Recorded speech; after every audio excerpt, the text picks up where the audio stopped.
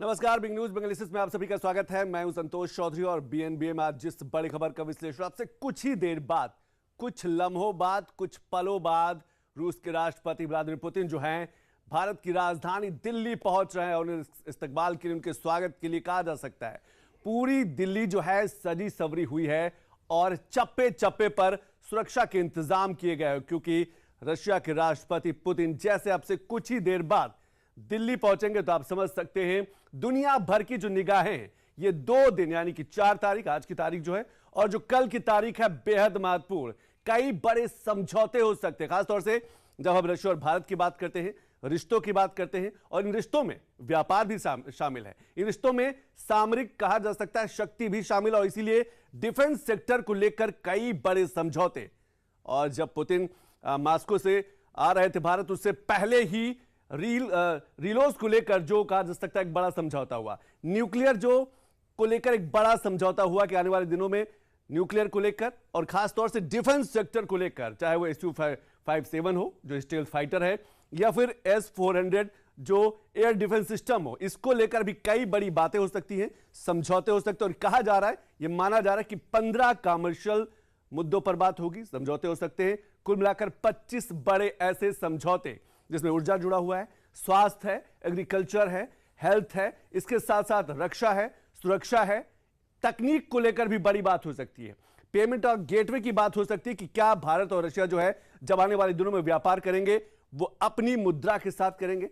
और शायद इसीलिए अमेरिकी राष्ट्रपति ट्रंप का बड़ा बयान भी बीच बीच में आता रहा है कि ब्रिक्स जैसी जो संस्थाएं हैं, ब्रिक्स जैसी जो संगठन हैं, वो ब्रिक्स करेंसी ना लाए, क्योंकि अमेरिका हमेशा यह चाहता है कि डॉलर पर निर्भरता है दुनिया की देशों की बनी रहे। सबसे पहले कुछ तस्वीरें देख लेते हैं, क्योंकि इस समय दिल्ली कहा जा सकता है पूरी दुनिया का सबसे सुरक्षित अगर कोई जगह है इस समय तो है हिंदुस्तान यानी भारत की राजधानी दिल्ली। और शायद इसीलिए स्वागत की व्यापक तैयारी, आप ये 6 बड़ी तस्वीरें आप देख पा रहे हैं।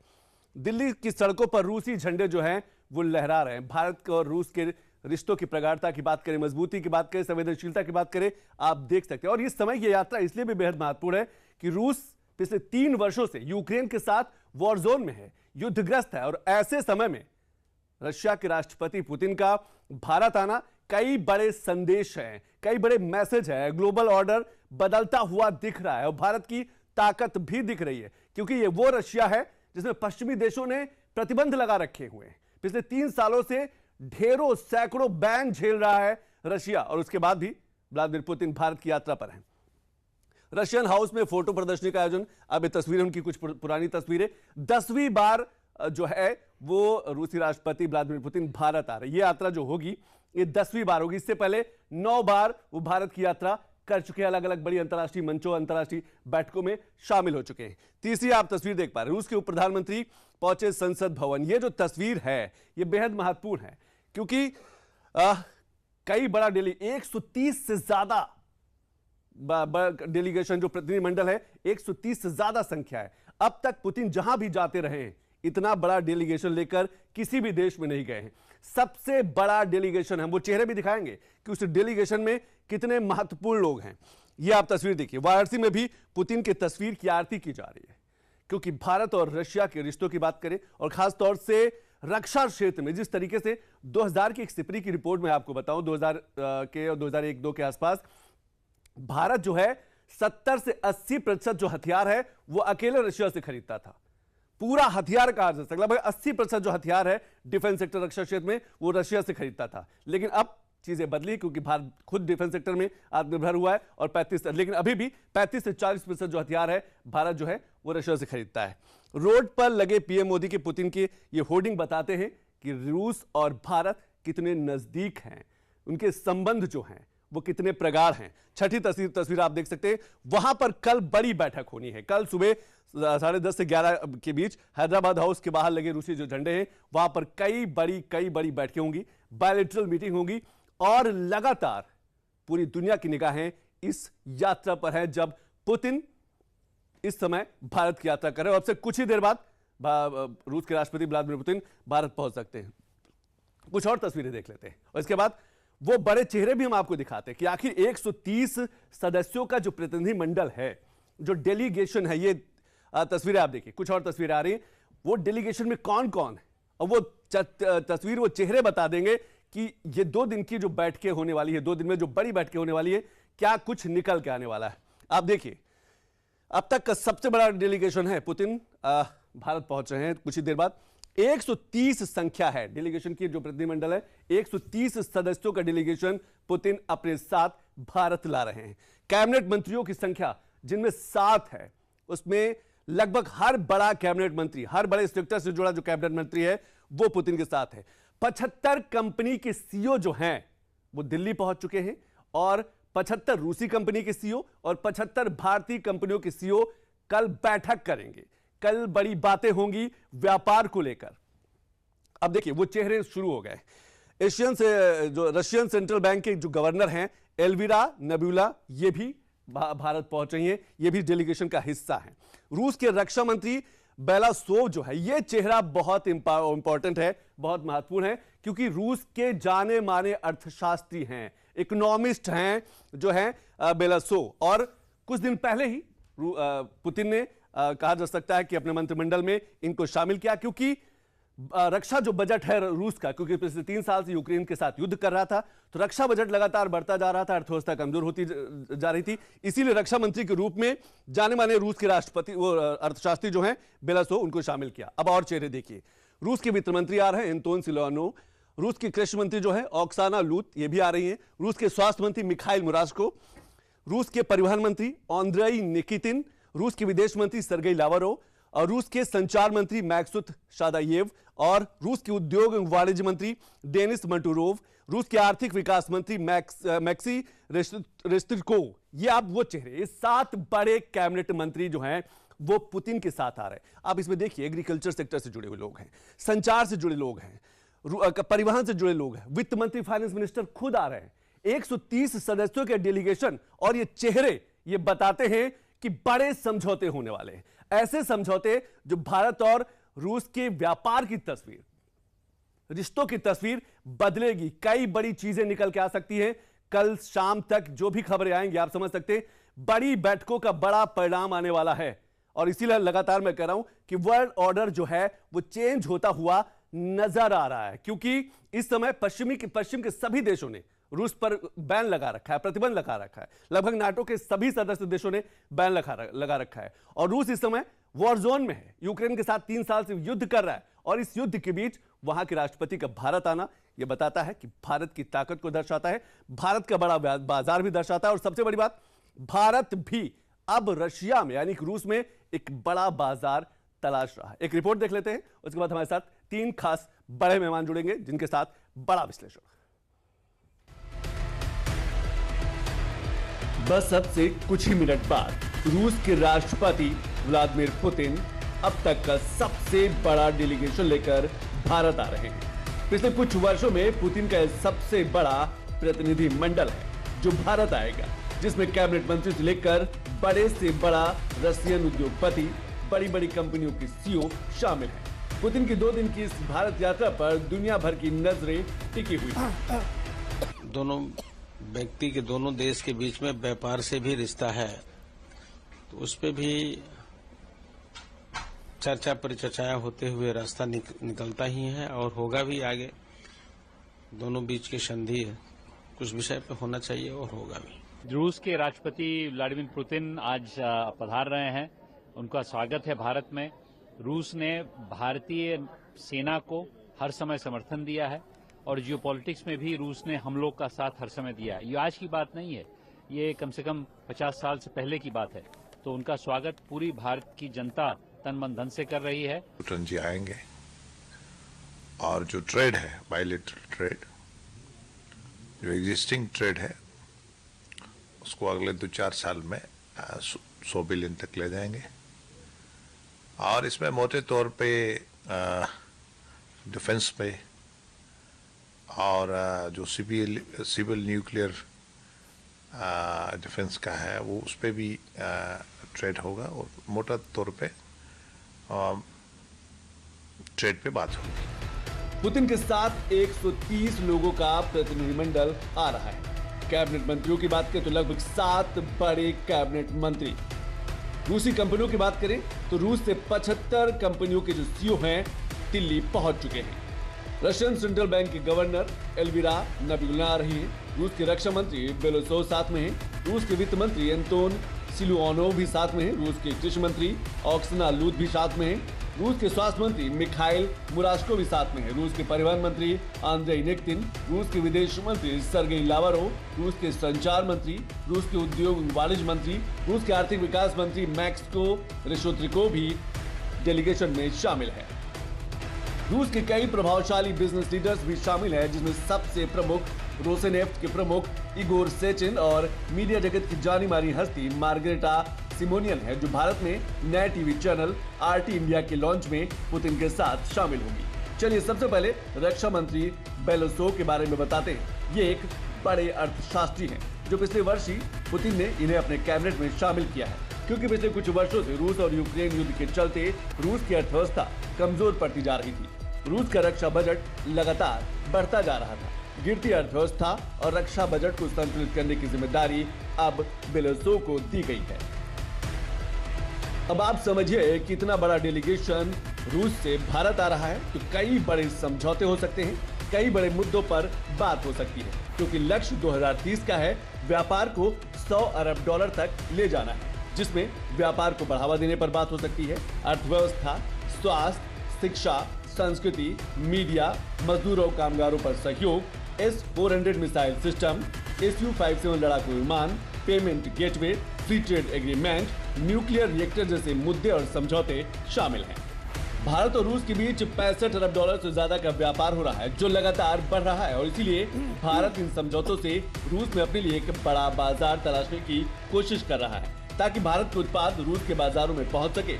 So Russia has been a time-tested partner for India for many, many years, strategically important to us. So to that extent, I think it is President Putin's visit here is a further strengthening of relationship between India and Russia. We are also looking at increased trade between Russia and India.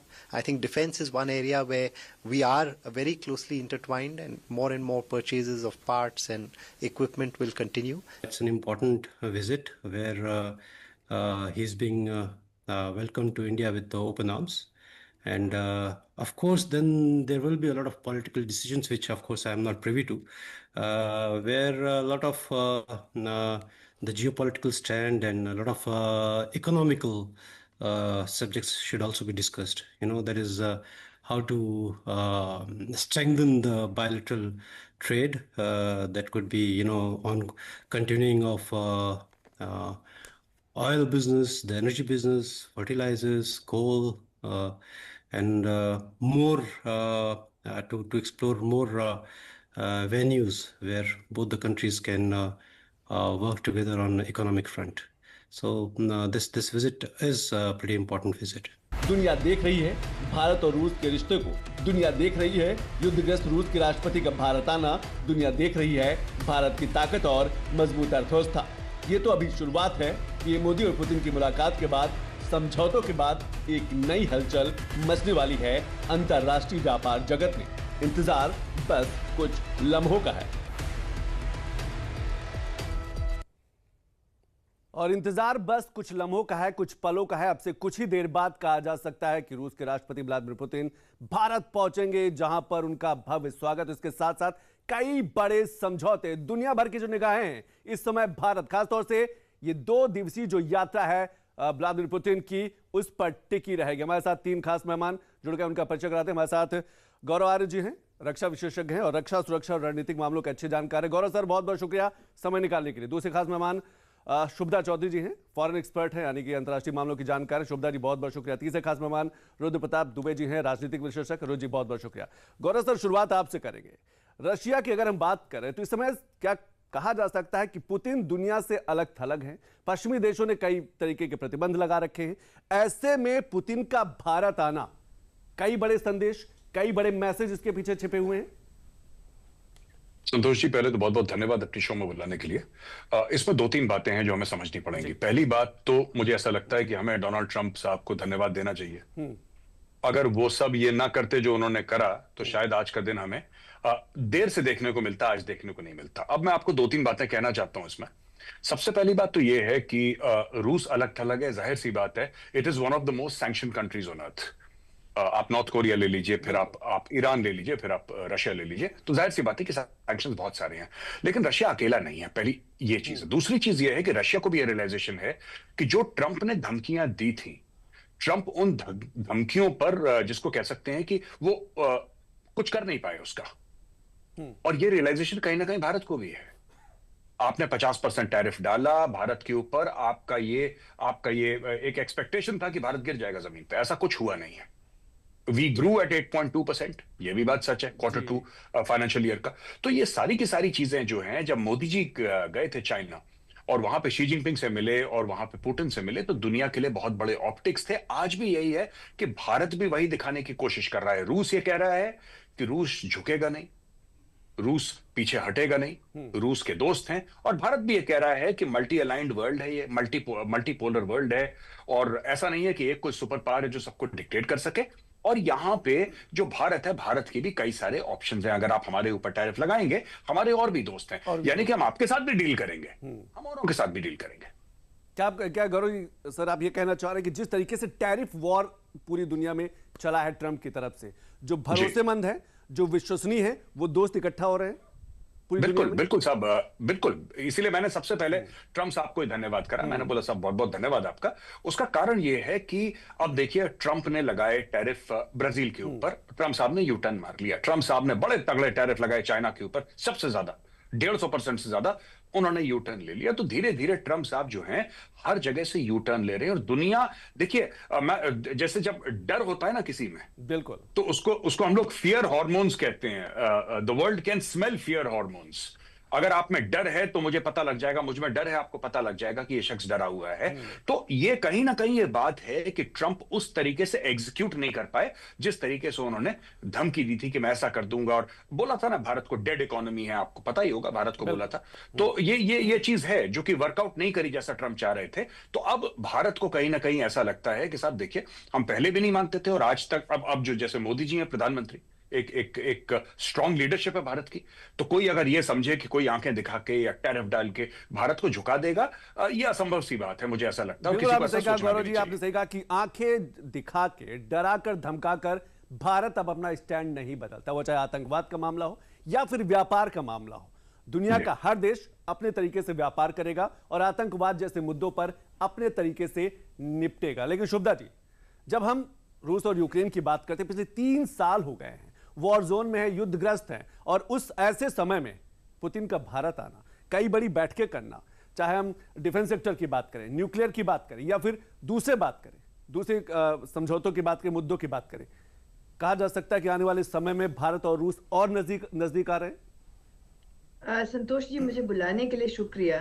पहले तो मैं बता दूं कि 1947 के अप्रैल के महीने में ही, जब भारत आजाद भी नहीं हुआ था, तब सोवियत यूनियन और हमारे बायलैटरल रिलेशन स्टैब्लिश हो गए थे।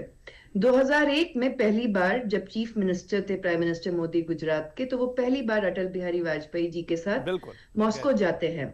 और 2001 से लेकर 2025 तक कम से कम अलग अलग माध्यम से वो 40 बार मिल चुके हैं आपस में। अब जहां तक बात रही, आपने रशिया यूक्रेन की बात की, तो कुछ दिनों पहले ब्लैक सी में यूक्रेन के ड्रोन्स ने, सी बेबी ड्रोन्स ने, दो खाली रशियन टैंकर्स के ऊपर हमला किया था, विराट और कायरोस, जो इंडिया में भी ओरल ऑयल सप्लाई करते हैं। और उसके बाद कमर्शियल शिपिंग के ऊपर भी उन्होंने अटैक करना शुरू कर दिया। इसके तुरंत बाद ट्रंप एडमिनिस्ट्रेशन के जो स्पेशल एनवॉय हैं स्टीव विटकॉफ, और इनफॉर्मल एडवाइजर जो उनके दामाद हैं जैरेड कुशनर, वो पुतिन से मिलने कल जाते हैं। और उसके बाद 27 पीस पॉइंट देते हैं, 4 अलग अलग डॉक्यूमेंट देते हैं, क्योंकि वो चाहते हैं कि वो इस रशिया यूक्रेन वॉर से प्रॉफिट कमाएं।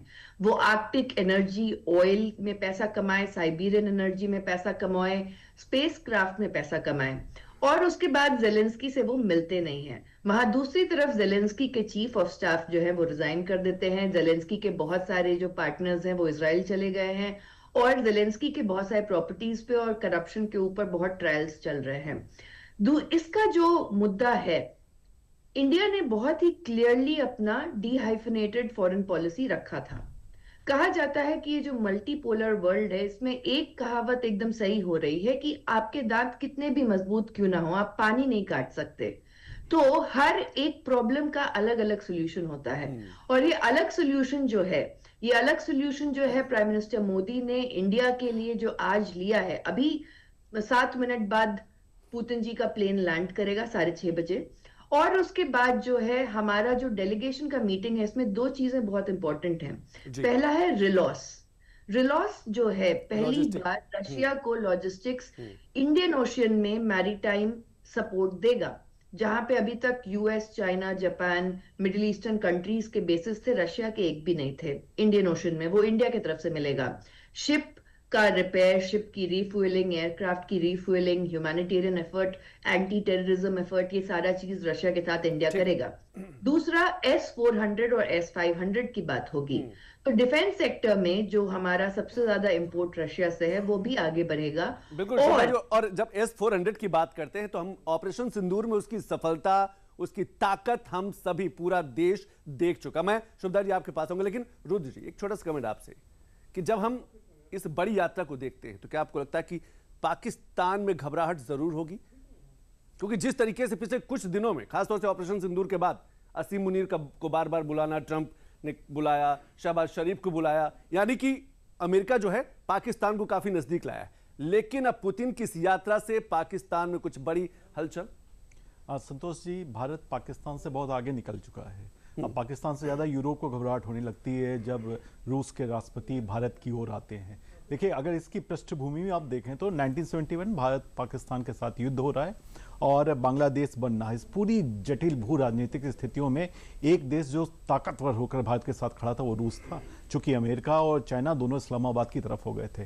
कट्टू आप सीधे आ जाइए, ये यूक्रेन में रूसी हमला होता है, यूरोप का पूरा मोदी जी के ऊपर जोर होता है कि आप रूस की आलोचना कर दें, कम से कम पुतिन की आलोचना कर दें, लेकिन एक स्वायत्त और स्वतंत्र राष्ट्र की तरह भारत ने उसकी आलोचना नहीं की। तो देखिए, संबंधों की प्रगाढ़ता तो बताने की जरूरत है नहीं।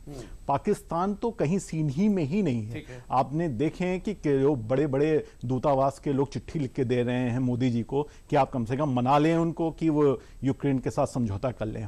और भारत के वैदेशिक मामलों के जानकारों ने कहा भी है कि चिट्ठी गलत है, कूटनीतिक तौर पर भी ये गलत है।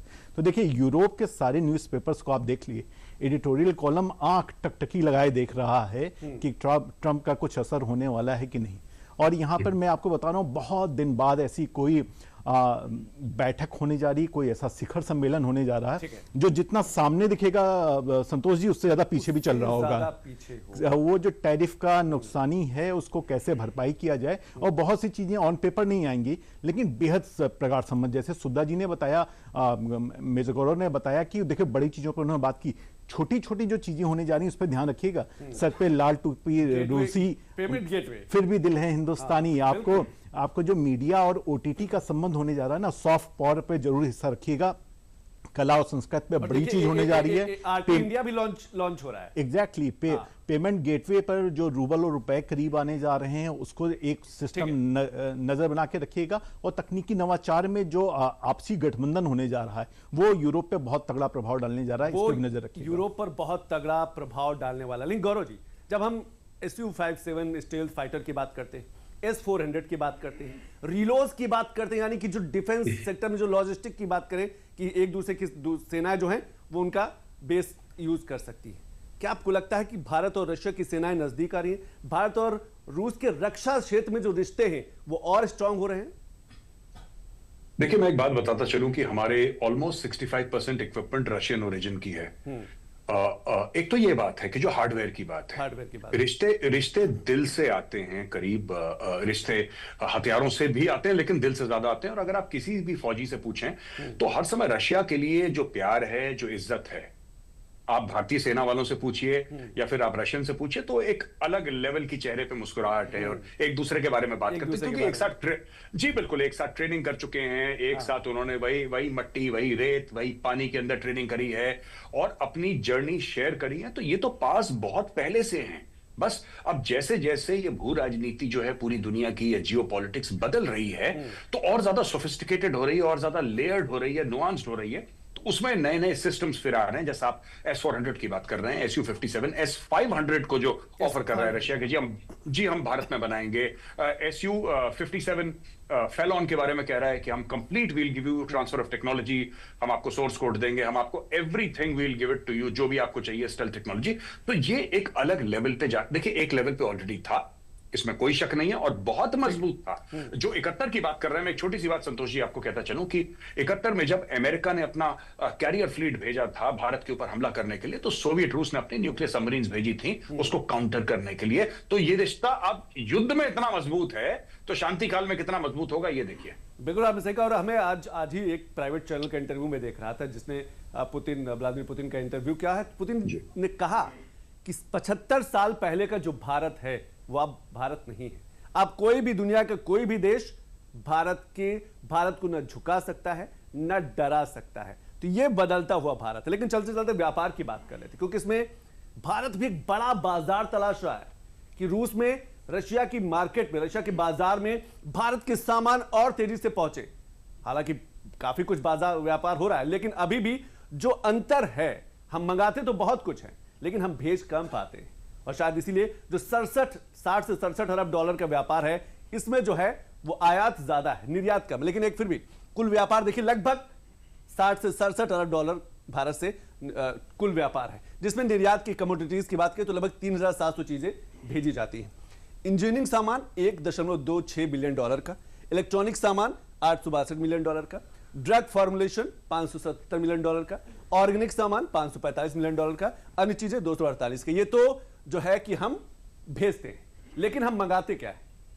सबसे ज्यादा क्रूड ऑयल, लगभग 56,000 का जा सकता है डॉलर के आसपास रूस से भारत आयात का। आप देखिए, क्रूड जो कुल व्यापार है लगभग 63 बिलियन डॉलर, 67 बिलियन डॉलर का कुल व्यापार था बायलेटरल, जिसमें अकेले 63 बिलियन डॉलर का व्यापार रूस से भारत की तरफ है, यानी कि भारत मंगाता है। कमोडिटीज की संख्या 700 है। पेट्रोलियम क्रूड जो है लगभग 56 बिलियन डॉलर का जो है वो क्रूड ऑयल भारत मंगाता है।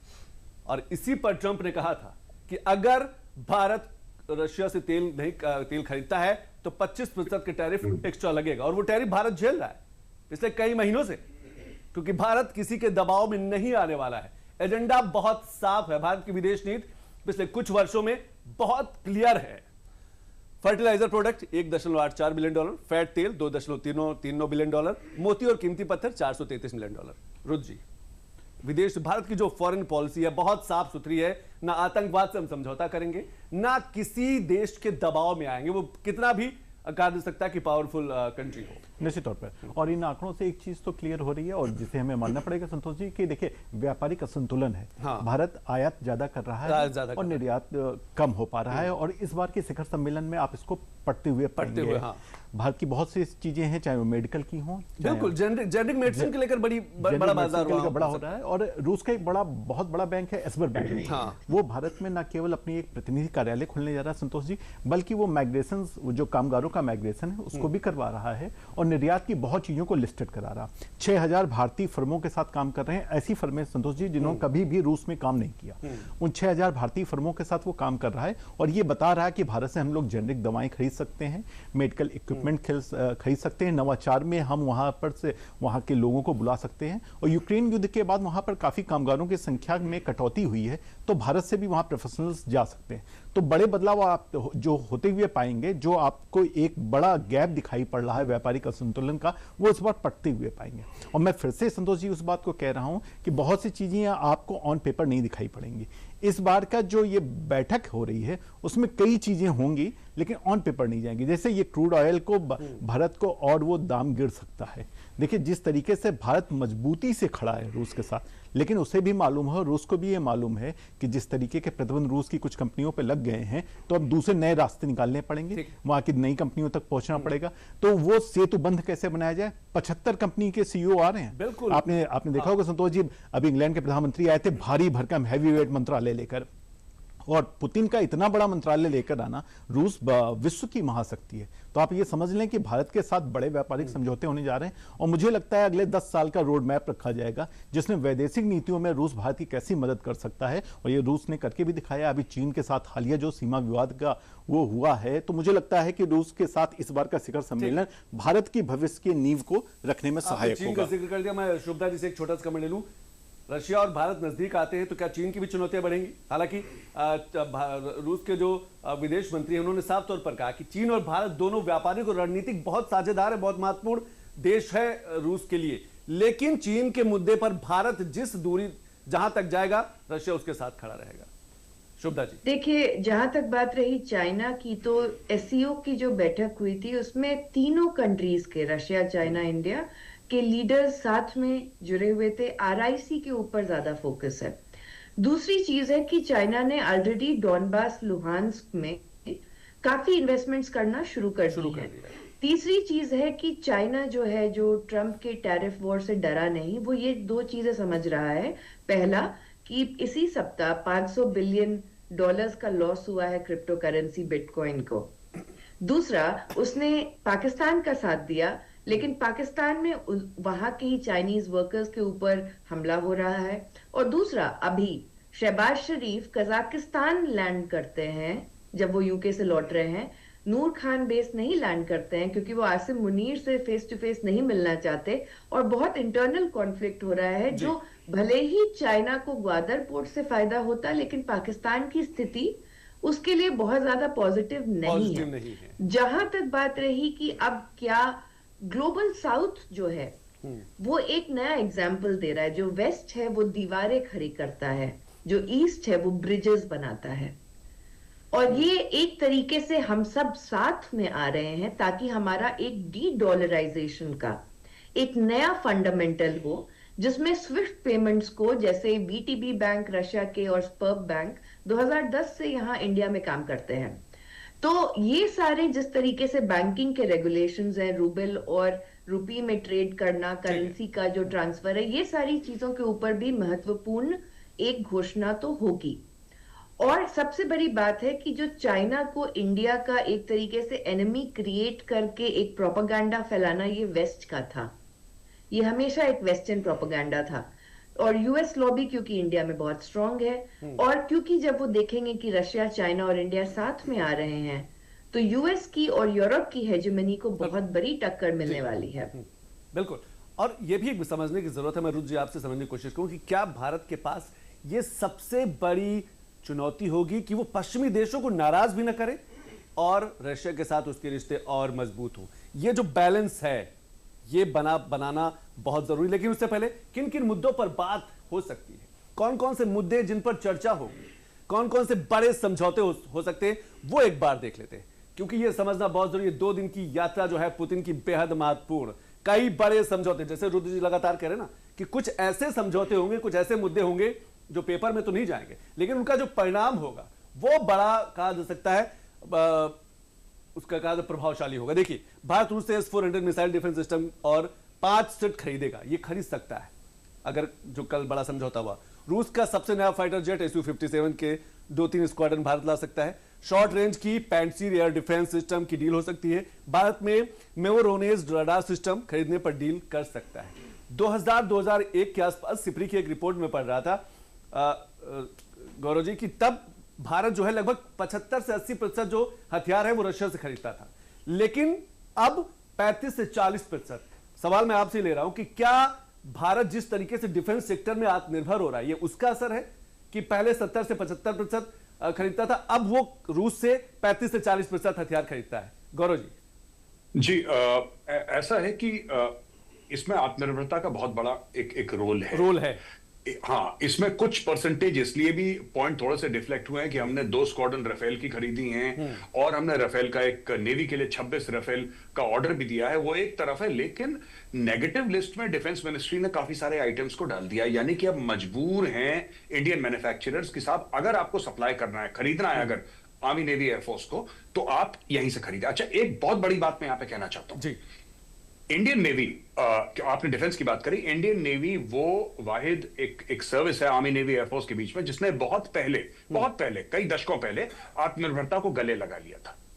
अभी कुछ समय पहले उन्होंने रूस से एक शिप लिया और वहां पे एक अनाउंसमेंट हुई कि this is the last ship, यह आखिरी जहाज है जो हम इंपोर्ट कर रहे हैं, बाकी हम खुद बनाएंगे। तो इंडियन नेवी ने तो 100% आत्मनिर्भरता की तरफ वो चल गए। हाँ। पहली चीज। दूसरी चीज, आर्मी को जो चाहिए, आर्मी कह रही है कि ज्यादातर भारत में बनाओ, आर्मी भी जोर दे रही है। और एयरफोर्स ने भी यही बोला है, air chief marshal AP Singh sir का आपने सुना होगा बयान कि हमें तेजस और चाहिए, तो तेजस के पीछे भी लोग पड़े हुए हैं। तो ये सारी की सारी चीजें हो रही हैं। ये जो परसेंटेज रशिया का है, इसका मतलब ये नहीं कि हमने बोला कि साहब हम अमेरिका के पास चले गए और रशिया को हमने इग्नोर, नहीं, हम लोग खुद बनाने की कोशिश कर रहे हैं। हाँ जी, बिल्कुल बिल्कुल, तो हम लोग खुद बना रहे हैं और इसकी वजह से ये परसेंटेज बढ़ रहा है। क्या आपको लगता है कि एज ए आर्मी मैन हम आपसे अगर समझना चाहे, जो सेल्फ मेड इन इंडिया होती है उस पर ज्यादा भरोसा रहता है? ऐसे हथियारों को अगर वक्त जरूरत पड़े, अगर कहा जा सकता है, उस पर ज्यादा भरोसा रहता है?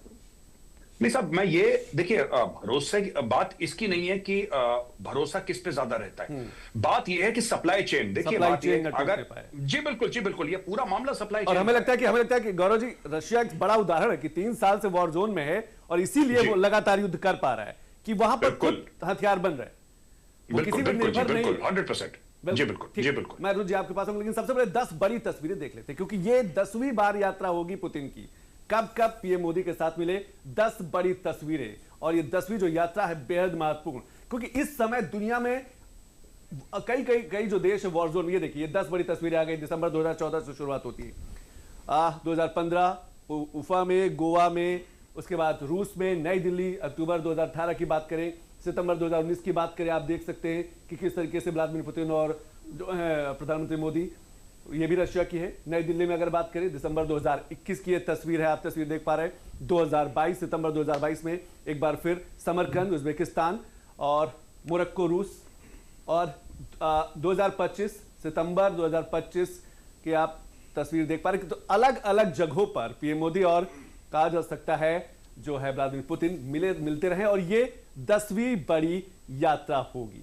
लेकिन रुद्र जी, सवाल यह है कि 3, जैसे गौरव जी कह रहे हैं ना कि लगातार जिस तरीके से हम डिफेंस सेक्टर में आत्मनिर्भर हुए, 3 में वो सेक्टर गिनाऊं कि आपको लगता है कि डिफेंस सेक्टर में जिस तरीके से प्राइवेट सेक्टर की एंट्री, स्टार्टअप की एंट्री, स्पेस इंडस्ट्री में जिस तरीके से प्राइवेट सेक्टर की एंट्री, स्पेस स्टार्टअप की एंट्री, या फिर पीएम मोदी ने कहा कि आने वाले समय में न्यूक्लियर सेक्टर में भी हम स्टार्टअप लाएंगे, क्या बड़ी तस्वीर बदलने वाली है? हाँ, निश्चित तौर पे देखिए, भारत, अगर मैं नवाचारों की बात करता हूं तो सिर्फ तकनीकी नवाचारों पे नहीं है, क्रिटिकल मिनरल्स पे भारत जिस तरीके का काम कर रहा है, सेमीकंडक्टर पे जिस तरीके के काम कर रहा है, तो ये भारत, ये 2025 का भारत नहीं है। जब भारत, आप देखें, इस तरह के शिखर सम्मेलनों में बात करता है तो 2045 के भारत बन के बात कर रहा है, जहां पर नींव अभी रखी जाएगी, लेकिन वो आपको उदाहरण और जो प्रयास हैं वो अभी दिखेंगे, लेकिन जो आपको फल है वो 5, 6, 7 साल बाद दिखाई पड़ेगा। रूस के साथ जो इतने वक्त की आपको होने जा रही है, इसमें आपको हालिया तौर पर तुरंत होता हुआ कुछ नहीं दिखाई पड़ेगा। देखिए, ये एक तो बहुत ही रणनीतिक दबाव में होने वाली मीटिंग है। बहुत दिन बाद भारत में पुतिन के आने पर इस तरीके की मीटिंग हो रही है, जहां पर भारत पे इमेंस दबाव है।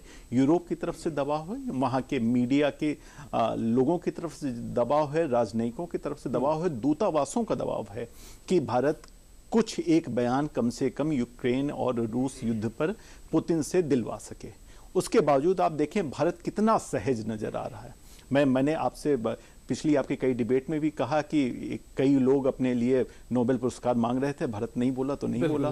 तो वो भारत, ये जो आपको बदला हुआ आपको भारत दिखाई पड़ता है, उसका सबसे बड़ी पहचान है कि वो बेहद सहज दिखाई पड़ता है। वो कहीं पर आपको जल्दबाजी करता नहीं दिख रहा, ना उसे ये हड़बड़ी है कि हमें हर चीज का जवाब दे देना है। कोई आदमी आपको खड़ा होकर मिलेगा कि मैंने युद्ध रुकवाया, मैंने युद्ध रुकवाया, आपको भारत की तरफ से कोई नहीं मिलेगा कि नहीं आपने नहीं रुकवाया। वो बिल्कुल शांत है। ये सहज भाव ही भारत को बड़ा कर रहा है, और ये सहज भाव आता है स्थिरता से। एक सरकार जब सबसे जीवंत लोकतंत्र में, विश्व के सबसे बड़े लोकतंत्र में तीसरी बार जीत के आती है, तो वो स्थायित्व न केवल वहां की जनता को दे रही है, बल्कि वो स्थायित्व उनके सहज भाव में आता है। और भारत की वैदेशिक नीति में आपको ये सहज भाव दिखाई पड़ रहा। ऑपरेशन सिंदूर के बाद भी भारत ने, देखिए, कोई भी आक्रामक रवैया नहीं दिखाया। जिस तरीके से उसने अपनी आक्रामकता को सहज भाव से आगे घसीटा है, शायद इसी वजह से आपको बदला हुआ भारत नजर आ रहा। पेमेंट गेटवे सिस्टम में 10 साल में, एक दशक में इतनी बड़ी उपलब्धि हासिल करने वाला कोई मुल्क हो आप तो विश्व में बता दीजिए। ये इसका आप डॉक्यूमेंटेशन कर सकते हैं, पीएचडी कर सकते हैं कि एक देश का वित्त मंत्री संसद में खड़े होकर कहता है कि यहां पर नहीं चल सकता ये, और आज वो पान वाले से लेकर चाय वाले तक वो पेमेंट गेटवे सिस्टम का इस्तेमाल कर रहे हैं। ऐसी तस्वीरें आती हैं। तो रूस के साथ मेरा फिर से कहना है, एक कला और संस्कृति पे जरूर निगाह रखिएगा। अभी आपको कुछ दिन पहले वो उत्तर प्रदेश के उप मुख्यमंत्री बुद्ध के अवशेष लाते हुए आपको दिखाई पड़े थे। ओटीटी पर जो आप काम होने जा रहा है रूस के साथ, उस पर नजर बना के रखिएगा। बड़े बड़े मूल्यों का काम होने जा रहा है, और मीडिया के साथ ये जो रिलेशन है ये यूरोप को कहीं ना कहीं आंख और नाक भौं दिखाने वाला होगा। इस पर भी जरूर नजर रखिएगा। बिल्कुल, पूरी दुनिया की निगाहें टिकी रहेंगी आज और कल की तारीख पर। दिल्ली में जो भी हलचल होगी उसका असर दुनिया के हर देश पर पड़ने वाला है। क्या कुछ बड़ी चीजें निकल के आएंगी। लेकिन पुतिन के आने के बाद जिस तरीके से दिल्ली में चप्पे चप्पे पर सुरक्षा के इंतजाम किए गए, एक छोटी सी रिपोर्ट देख लेते हैं, क्योंकि पुतिन की अपनी जो सिक्योरिटी है वो कहा जा सकता है कि दुनिया में अपनी अलग स्थान रखती है, पहचान रखती है। लेकिन छोटी सी रिपोर्ट, उसके बाद शुभदा जी मैं आपके पास आता हूं। चप्पे चप्पे पर सुरक्षा, जमीन से लेकर आसमान तक हर तरफ निगाहें। रूसी राष्ट्रपति व्लादिमीर पुतिन के 4 साल बाद भारत यात्रा को लेकर दिल्ली बेहद सावधान और सतर्क है। दिल्ली ब्लास्ट के बाद सावधानी और भी मजबूत कर दी गई है। पुतिन के दौरे के दौरान उनकी सुरक्षा दुनिया की सबसे टाइट सुरक्षा मानी जाएगी। टीम हर छोटी बड़ी डिटेल तय कर रही है। दिल्ली पुलिस, केंद्रीय सुरक्षा एजेंसियां, रूस की अपनी एडवांस सुरक्षा टीम, रूस की फेडरल प्रोटेक्टिव सर्विस, रूस के स्नाइपर, इलेक्ट्रिक वॉरफेयर टीम, ये सब दिल्ली में तैनात हो चुके हैं। फेडरल प्रोटेक्टिव सर्विस की सबसे एलीट यूनिट है प्रेसिडेंशियल सिक्योरिटी सर्विस, जिसमें पुतिन के निजी बॉडीगार्ड टीम जैसलोन रहती है। पुलिस के चारों ओर सुरक्षा 3 स्तरों में बटी होती है। हर स्तर पर ट्रेंड सैनिक लगे होते हैं। पहला घेरा सबसे खास बॉडीगार्ड जिनकी संख्या 8 से 15 होती है। दूसरा घेरा 25 से 40 लोगों का इनर रिंग माना जाता है। एपीएस पिस्टल, सबमशीन गन से लैस, नाइट विजन और थर्मल स्कैनर से लैस ट्रेंड सैनिक होते हैं। पुतिन का तीसरा घेरा 100 से 150 लोगों का बाहरी रिंग होता है, जिसमें sniper, K9 unit, drone counter शामिल होते हैं।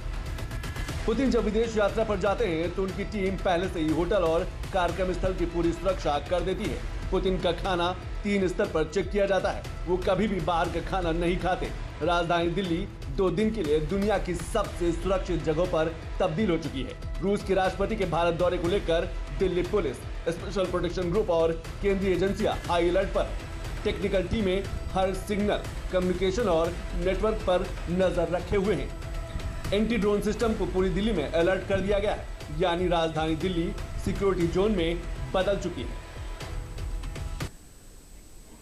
तो पुतिन के स्वागत के लिए इस समय दिल्ली कहा जा सकता है पूरी तरीके से तैयार भी है और इंतजार भी कर रही है। अब से कुछ ही देर बाद, कुछ ही पलों बाद, कुछ ही लम्हों बाद पुतिन जो है दिल्ली पहुंच सकते हैं। लेकिन शुभदा जी, जब हम बात संतुलन की करते हैं और बात जब हम रशिया की कर रहे हैं, जिस तरीके से पश्चिमी देशों ने रशिया पर बैन लगा रखा है, खासतौर से रूस यूक्रेन युद्ध के बाद, ऐसे में भारत के पास एक बड़ी चुनौती होगी कि पश्चिमी देश भी ना नाराज हो और रशिया के साथ भी उसके रिश्ते प्रगाढ़ रहें जैसे हमेशा रहे। देखिए, पश्चिमी देशों की बात करें तो यूएस रशिया को अभी पिछले दिन ही G8 की सीट ऑफर कर रहा था, उसका लोभ दे रहा था। जहां तक बात रही सैंक्शंस की, 40,000 से ज्यादा सैंक्शंस रशिया पे हैं। अब इंडिया के लिए इम्पोर्टेंट क्या है, क्योंकि आज ही क्वाड का भी एक एंटी टेररिज्म मीटिंग दिल्ली में हो रहा है, नेदरलैंड्स के साथ भी मीटिंग दिल्ली में हो रही है, और उसके बाद फिर रशिया का विजिट, आज रशियन प्रेसिडेंट का विजिट है। लेकिन जर्मन चांसलर फ्रेडरिक मर्ज जनवरी 2026 में भारत आएंगे। जो यूरोपियन यूनियन के लीडर हैं उर्सुला वेन डेर लेडेन और एंटोनियो कास्ता, ये रिपब्लिक डे में आमंत्रित हैं। ये यूरोपियन यूनियन और इंडिया का फ्री ट्रेड एग्रीमेंट के ऊपर बात होने वाली है, EU इंडिया लीडर समिट के ऊपर बात होने वाली है। इंडियन मीडिया को एक तरीके से एक बैटल ग्राउंड बनाया गया था जब यूके, फ्रांस और जर्मनी के एम्बेसडर्स ने सहित एक एडिटोरियल लिखा था, और उसके बाद रशियन एम्बेसडर ने उसका तुरंत काउंटर एक ओपिनियन पीस लिखी थी। यही बताता है कि भारत में पुतिन का आना कितना बड़ा एक इंटरनेशनल इवेंट है। दूसरी चीज जो बहुत कम लोग जानते हैं वो ये है कि रशिया में आज के दिन कम से कम 15 से 16 हजार इंडियंस रहते हैं डायस्पोरा, और 1 लाख से ज्यादा इंडियंस एम्प्लॉयड हैं। उसी तरफ रशियंस कम से कम 5 से 6 हजार दिल्ली, गोवा और मुंबई में रहते हैं। अब बात यहाँ पे है कि रशिया की एम्बेसी के साथ जो सॉफ्ट पावर रुद्र जी बोल रहे हैं उसको प्रचारित करने के लिए, जैसे रशियन पेंटर्स की exhibition, Russian films exhibitions, Russian cultural house जो दिल्ली में है सेंट्रल कनॉट प्लेस में, वहां पे रेगुलरली होती है। जहां तक बात रही कि अब यूएस क्या करेगा, तो यूएस के लिए सबसे बड़ी चुनौती ये है, क्योंकि वो जो भी मिलिट्री हार्डवेयर या टेक्नोलॉजी डंपिंग इंडिया पे करता था, सोर्स कोड नहीं देता था, उसका एक मिलिट्री इंडस्ट्रियल कॉम्प्लेक्स इंडिया खुद अपना तैयार कर रहा है, R&D कर रहा है, DRDO को स्ट्रॉन्ग कर रहा है, तो वो एक बड़ी चुनौती है। दूसरी चुनौती है कि इकोनॉमी भले ही आज $1 90 रुपए है, लेकिन जिस चीज पे यूएस को भी पता है कि उन्होंने जो क्रिप्टो करेंसी के ऊपर इन्वेस्टमेंट की थी और उनका लॉन्गेस्ट शटडाउन अभी हुआ था, जहां पे वो AI के कारण बहुत सारे खुद के एम्प्लॉइज को हटाने वाले हैं, उनका इकोनॉमिक डाउनटर्न शुरू हो गया है। बहुत ज्यादा टाइम तक डॉलर एक स्टेबल करेंसी नहीं रहेगा। और सबसे इंपॉर्टेंट बात है, जो बिहारी सुन रहे हैं उनको मैं बता दूं कि 90 के दशक में अभय कुमार सिंह नाम के एक बिहार से जो स्टूडेंट हैं वो रशिया गए थे। आज वो कुर्स्क रीजन जो रशिया है वहां के MLA हैं और पुतिन के पार्टी में मेंबर हैं, वो भी अभी उस डेलीगेशन से इंडिया आए हुए हैं। बिल्कुल, मौके बहुत है, मौके कई संभावनाएं बहुत है। अगर राजनीति के क्षेत्र में भी लोग जाना चाहें तो संभावनाएं बहुत है। गौरव जी, सवाल मेरा यह है कि जिस तरीके से 2014 के बाद से भारत की जो बदलती हुई तस्वीर, और खासतौर से ऑपरेशन सिंदूर के बाद भारत ने जो अपनी लाइन तय कर दी है, जो न्यू नॉर्मल लाइन है कि नो ट्रेड, जहां पर टेरर होगा वहां पर ट्रेड नहीं होगा, जहां पर पानी बहेगा वहां पर, जहां खून बहेगा वहां पर पानी नहीं बहेगा, ये भारत की छवि को और स्ट्रॉन्ग कर रही है दुनिया भर में। नहीं, बिल्कुल साहब, ये तो कर रही है। मैं एक छोटी सी बात ऑपरेशन सिंदूर के हवाले से कह दूं आपको। ये मेरा प्रोफेशन है, मैं तो डेली इसी के ऊपर बात करता हूं, इसी के ऊपर पढ़ाई है, इसी के ऊपर हर एक चीज है। लेकिन ऑपरेशन सिंदूर से मैं भी सरप्राइज हो गया कि जिस सर्जिकल प्रिसीजन से आर्म्ड फोर्सेस ने काम करा, it came as a pleasant surprise.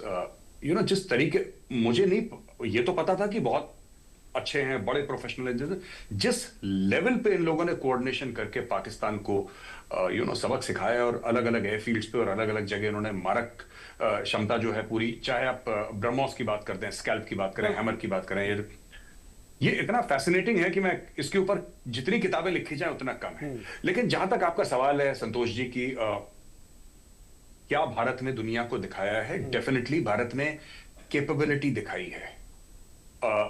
हथियार भारत बनाता है, उसमें से ज्यादातर हथियार मेड इन इंडिया थे, ये बहुत बड़ी बात है। भारत ने रेड लाइंस ड्रॉ कर दी कि साहब आप न्यूक्लियर ब्लफ करेंगे कोई फर्क नहीं पड़ता, पाकिस्तानी पंजाब में जाके मारा है, इंटरनेशनल बॉर्डर क्रॉस करा है, वगैरह वगैरह, ये सारी की सारी चीजें भारत ने करी। और सबसे बड़ी बात कि नॉन स्टेट एक्टर जैसा कुछ नहीं है। बिल्कुल, हाँ। नॉन स्टेट एक्टर को आप ये नहीं कह सकते कि साहब हमें नहीं पता, आपको पता हो नहीं पता हो, सजा आप ही को मिलेगी। तो ये भारत ने एकदम क्लियर कर दिया। लेकिन इससे भी बड़ी बात है कि भारत को टेस्टिंग ग्राउंड मिल गया वेपन के लिए। कोई नहीं पूछ रहा था आकाश को, मैं आपको बता रहा हूं, कोई बात नहीं करता था, सिर्फ हमारी फौजी बात करते थे आकाश वेपन सिस्टम की। आज की तारीख में दुनिया भर से इंक्वायरी, ये आकाश है क्या, आप हमें बताइए, व्हाट इज आकाश? अब लोग पूछ रहे हैं, अब तो देखिए डिमांड हो गई है, आकाश की डिमांड है। जी बिल्कुल, जी बिल्कुल। हम लोग तो ब्रह्मोस ब्रह्मोस बोलते थे, जब वो गिरा है वहां पे बहावलपुर में, तब पता लगा है। देखिए, ब्रह्मोस को लाइव फायरिंग, लाइव टारगेट पे तो किसी ने नहीं देखा, फायरिंग रेंज पे देखा है ना करके। एक्चुअल बैटल में जब आप देखेंगे ब्रह्मोस ने जो कहर ढाया है, ब्रह्मोस ने, वो बड़ा फैसिनेटिंग था देखने के लिए। और वो दुनिया ने देखा है। आज की तारीख में $450 मिलियन का ऑर्डर इंडोनेशिया दे रही है, और फिलीपींस ऑलरेडी खरीद चुका है। 10 देश लाइन लगा के खड़े हैं कि साहब आपका, हमें जो आपका इक्विपमेंट हमें चाहिए। मैंने नहीं सोचा था आज से 10 साल पहले कि भारत इस पोजीशन में होगा कि भारत हथियार एक्सपोर्ट करेगा। हम तो दुनिया के सबसे बड़े इंपोर्टर थे साहब हथियार के। ये एक्सपोर्ट कब से शुरू कर दिया हम लोगों ने? बिल्कुल, आपने सही कहा। यही बदलती हुई तस्वीर, और शायद इसीलिए कहा जा सकता है कि भारत ने जो अपने स्टैंड क्लियर किए हैं, भारत ने जो अपनी एक नई लाइन खींची है, उसको लेकर दुनिया के सभी देश, और खासतौर से ग्लोबल साउथ की जिस तरीके से आवाज बनकर उभरा है भारत, बहुत से देशों की बड़ी उम्मीद बन चुका है भारत। हमारी नजर रहेगी इस बड़ी खबर पर, लेकिन आज समय बस इतना ही। रुद्र जी बहुत बहुत शुक्रिया, गौरव सर आपने समय निकाला, बहुत बहुत शुक्रिया, शुभदा जी आपने समय निकाला, बहुत बहुत शुक्रिया। तो बिग न्यूज बिग एनालिसिस में आज बड़ी खबर, और आपसे कुछ ही देर बाद कहा जा सकता है कि व्लादिमीर पुतिन जो हैं वो दिल्ली पहुंच सकते हैं और उनके स्वागत के लिए पूरी तैयारी है, लेकिन चप्पे चप्पे पर सुरक्षा के इंतजाम है। कई बड़े समझौते हो सकते हैं, डिफेंस सेक्टर की बात करें, एनर्जी की बात करें, हेल्थ सेक्टर की बात करें, भारत भी एक बड़ा बाजार तलाशेगा रशिया में। लेकिन दुनिया में कुछ और बड़ी खबरें, कुछ हेडलाइंस पर नजर डाल लेते हैं। प्रधानमंत्री नरेंद्र मोदी ने अंतर्राष्ट्रीय चीता दिवस पर देश विदेश के सभी वन्य जीव प्रेमियों और संरक्षणकर्ताओं को बधाई दी। उन्होंने सोशल मीडिया एक्स पर लिखा, मैं सभी वन्य जीव प्रेमियों और उन संरक्षणकर्ताओं को हार्दिक शुभकामनाएं देता हूं। श्रीलंका में तूफान दितवाह की वजह से भारी तबाही मची है। ऐसे में भारत सरकार ने लोगों को हेल्थ केयर सपोर्ट देने के लिए हेल्थ केयर फील्ड हॉस्पिटल बनाया है। अमेरिकी राष्ट्रपति डोनाल्ड ट्रंप ने 19 देशों के नागरिकों के लिए अमेरिकी नागरिकता और ग्रीन कार्ड की प्रक्रिया तुरंत रोक दी है। ये फैसला अफगान शरणार्थी द्वारा नेशनल गार्ड्स पर गोलीबारी के बाद लिया गया। अमेरिका के एयरफोर्स का एक F-16 लड़ाकू विमान क्रैश हो गया। हादसे से कुछ सेकंड पहले पायलट सुरक्षित बाहर निकल गया, जिससे उसकी जान बच गई। इस साल ये 8वीं बार है जब F-16 क्रैश हुआ है। चीन की private space company land space ने 3 दिसंबर को पहला रियूजेबल रॉकेट ZQ-3Y1 लॉन्च किया। रॉकेट ने ऑर्बिट सफलतापूर्वक हासिल की, लेकिन फर्स्ट स्टेज बूस्टर लैंडिंग के दौरान फट गया। और आज और कल जो बड़ी बैठकें होंगी, उन बैठकों में क्या कुछ निकल के आएगा, कल फिर हम बिग न्यूज बिग एनालिसिस में इसी बड़ी खबर पर पूरी नजर रखेंगे। तो आज के लिए बस इतना ही, नमस्कार।